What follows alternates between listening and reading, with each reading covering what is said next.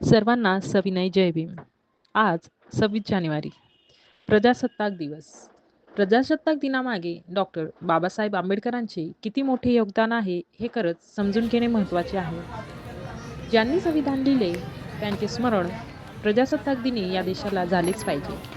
प्रजासत्ताक दिनी जो संविधानाला मान तोच मान संविधान निर्मात्याला, घटनेच्या शिल्पकाराला. म्हणून संविधानाच्या शिल्पकाराला डॉक्टर बाबासाहेब आंबेडकरांना आदराने आणि अभिमानाने अभिवादन करून वंदन करून प्रजासत्ताक दिन साजरा करण्यासाठी आज अभिवादन सभा आयोजित करण्यात आली आहे. लोकशाही गणराज्य घडवण्याचा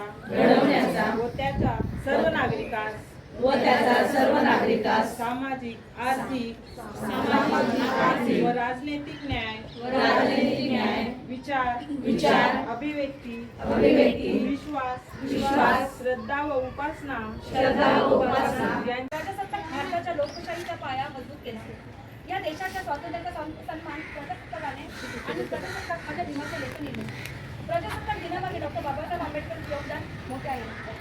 या शुभ दिनी आपले अमूल्य विचार व्यक्त करण्यासाठी मी माताताई यांना विनंती करते की त्यांनी इकडे आपले अमूल्य विचार व्यक्त करावे. आज 26 जानेवारी आहे. खूप महत्त्वाचा दिवस आहे आपल्यासाठी.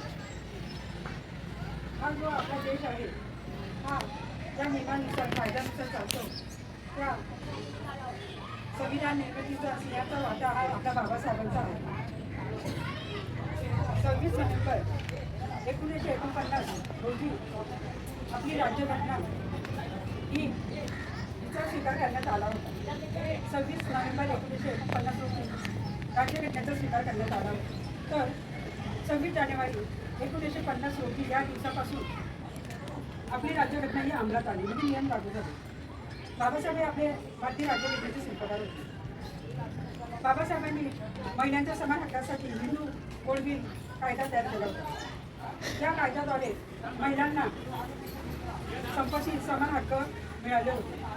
इतकेच नव्हे तर स्त्री व पुरुष लग्न न टिकल्यास त्यांना घरकुल घेण्याचा अधिकार सुद्धा देण्यात आला होता.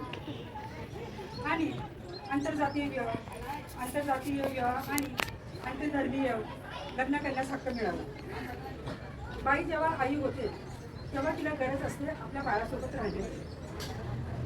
पण नोकरीचं काय आणि पगार याचाच विचार करून बाबासाहेबांनी प्रसूती रजेची तरतूद करून दिली होती. बाईचं दुखणं बाईला कळतं असं आपण बोलतो, पण खऱ्या अर्थाने या महामानवाला कळलं. Thank you doctor Babasaheb Ambedkar. तुम्ही होता म्हणून आम्ही आहोत, म्हणून मी बोलतो. खूप सुंदर माताताई. प्रजासत्ताक दिनानिमित्त सर्वांना हार्दिक हार्दिक शुभेच्छा. आओ बच्चों तुम्हें दिखाए झांकी हिंदुस्तान, इस मिट्टी से तिलक करो ये धरती है बलिदान. आपल्या माता पित्यानं व गुरुजनांनी सांगावं असा हा आपला भारत देश. अतिशय शालीन उच्च संस्कृती आणि परंपरा लाभलेला हा देश. आचार्य विनोबा भावे म्हणतात की भूक लागल्यावर खाणं ही प्रकृती, भूक नसताना खाणं ही विकृती आणि आपल्यातला घास दुसऱ्याला देणं ही संस्कृती. आणि हीच आहे भारतीय संस्कृती. या भारतीय संस्कृतीत अनेक राजे होऊन गेले. ते दानशूरे होते आणि महावीर होते.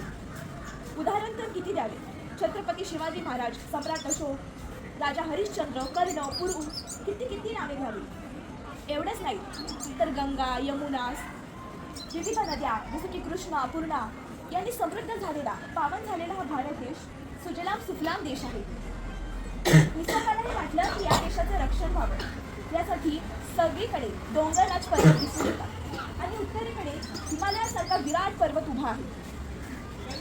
म्हणजे 15 ऑगस्ट 1947 रोजी भारताला स्वातंत्र्य मिळाले. भारत स्वतंत्र झाला आणि देशाचा कारभार हा लोकांच्या हाती आला. आता देशाचा कारभार चालवणं हे काही सोपं काम नव्हतं. त्यासाठी नियम, कायदे व नियोजन यांची आवश्यकता होती. पहा ना, एक छोटंसं कुटुंब चालवण्यासाठी देखील काही नियम व नियोजन आखावे लागतात. त्यानुसार आपलं छोटंसं कुटुंब चालतं आणि त्यासाठी संविधान निर्माण करण्याची गरज भासू लागली. त्यामुळे भारताकडे ही स्वतःची लिखित अशी राज्यघटना अशी याची गरज भासू लागली.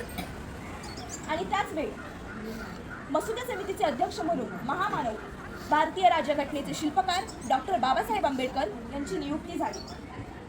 बाबासाहेबांनी अहोरात्र कष्ट करून 2 वर्ष 11 महिने 18 दिवस आपल्या आपल्या अंगी असलेली बुद्धिमत्ता प्राणपणाला लावून अहोरात्र कष्ट करून 2 वर्ष 11 महिने 18 दिवसात हे संविधान लिहून पूर्ण केले. देश खऱ्या अर्थाने प्रजासत्ताक झाला. संविधान सभेने 26 नोव्हेंबर रोजी ही राज्यघटना स्वीकृती केली. संविधान सभेने स्वीकृती केलेली ही राज्यघटना 26 जानेवारी 1950 रोजी अंमलात आली. देशात खऱ्या अर्थाने प्रजेची व लोकांची सत्ता निर्माण झाली आणि देश खऱ्या अर्थाने प्रजासत्ताक बनला. ज्या संविधानामुळे आपल्याला सर्व अधिकार मिळाले आहेत त्या संविधानाबद्दल मला एक गोष्ट सांगावीशी वाटते की हजारो वर्षांपासून जो मूळ निवासी बहुजन समाज आपल्या मूलभूत अधिकारापासून हक्कांपासून वंचित राहिला होता त्या समाजाला नवीन चेतना देण्याचं नवीन जीवन देण्याचं काम या संविधानाने केलं आहे.